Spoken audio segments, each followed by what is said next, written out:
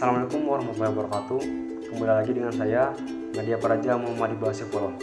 Dalam video kali ini saya akan membahas mengenai pelaksanaan pengawasan APBN dan APBD. Pengawasan sendiri sangat penting dalam setiap kegiatan organisasi. Oleh karena itu, setiap pimpinan harus dapat menjalankan fungsi pengawasan sebagai salah satu fungsi dari manajemen.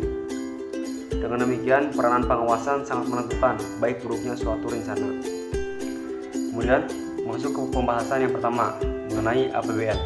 APBN sendiri adalah rencana keuangan tahunan pemerintah negara Indonesia yang disetujui oleh DPR. APBN berisi daftar sistematis dan terperinci yang memuat rencana penerimaan dan pengeluaran negara selama 1 tahun anggaran. Kemudian, landasan hukum bagi pengawasan APBN adalah Undang-Undang Dasar Pasal 23 Ayat 1 dan Ayat 5. Dalam pengawasan pelaksanaan APBN dilakukan oleh dua sistem. Yang pertama adalah sistem pengawasan eksternal pemerintah dan yang kedua adalah sistem pengawasan internal pemerintah. Dalam sistem pengawasan eksternal pemerintah RI, aktor-aktor yang berperan adalah yang pertama, DPR RI. Dalam hal ini DPR RI bertugas untuk melaksanakan pengawasan terhadap pelaksanaan undang-undang.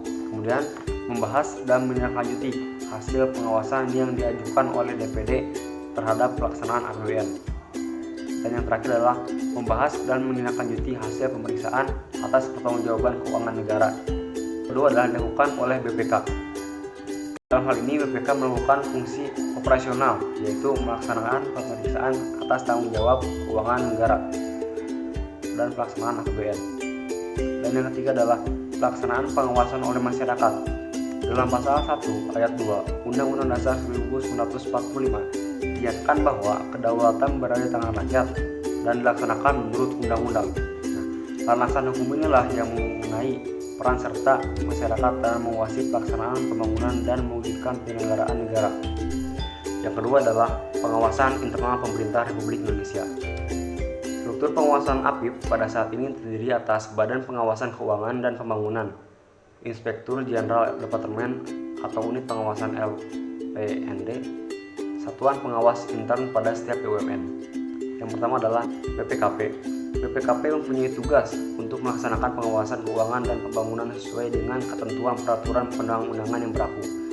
Yang kedua adalah Inspektorat Jenderal Departemen yang bertugas melaksanakan pengawasan fungsional di lingkungan departemen terhadap pelaksanaan tugas semua unsur berdasarkan kebijakan yang ditetapkan oleh Menteri dan peraturan perundang-undangan yang berlaku.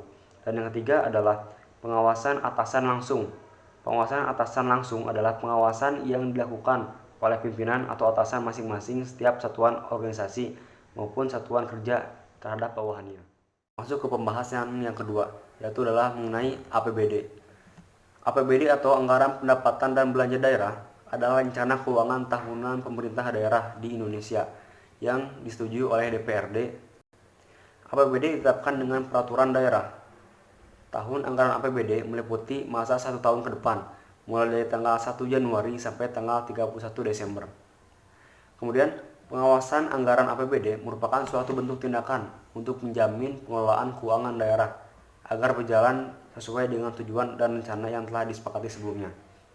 Selanjutnya, berfungsi sebagai pedoman untuk menilai kesesuaian antara pelaksanaan anggaran dan ketentuan-ketentuan yang berlaku. Pada prinsipnya, proses pengawasan pelaksanaan APBD sama seperti proses pemeriksaan pada APBN. Nah, dalam APBD terbagi menjadi dua sistem. Yang pertama adalah sistem pengawasan eksternal dan yang kedua adalah sistem pengawasan internal. Dalam sistem pengawasan eksternal terdapat BPK, DPRD, dan pengawasan oleh masyarakat. Perbedaannya, jika APBN diawasi oleh DPR RI, maka dalam APBD ini diawasi oleh DPRD. Dan untuk pengawasan secara internal APBD ialah dilakukan oleh suatu unit pengawas yang merupakan bagian dari organisasi yang diawasi. Nah, pengawasan tersebut dilakukan oleh sebagai berikut. Yang pertama adalah atasan dari kepala kantor, kemudian atasan langsung bendaharawan, direktur jenderal dan pejabat yang setingkat departemen, lembaga dan biro keuangan, sekretaris jenderal atau departemen, Inspektur Jenderal Departemen atau unit pengawasan pada lembaga pengawas keuangan dan kantor pembendaharaan dan kas daerah. Sekian materi yang dapat saya sampaikan. Mohon maaf bila ada kesalahan. Assalamualaikum warahmatullahi wabarakatuh. Bhikanara Eka Bakti Praja.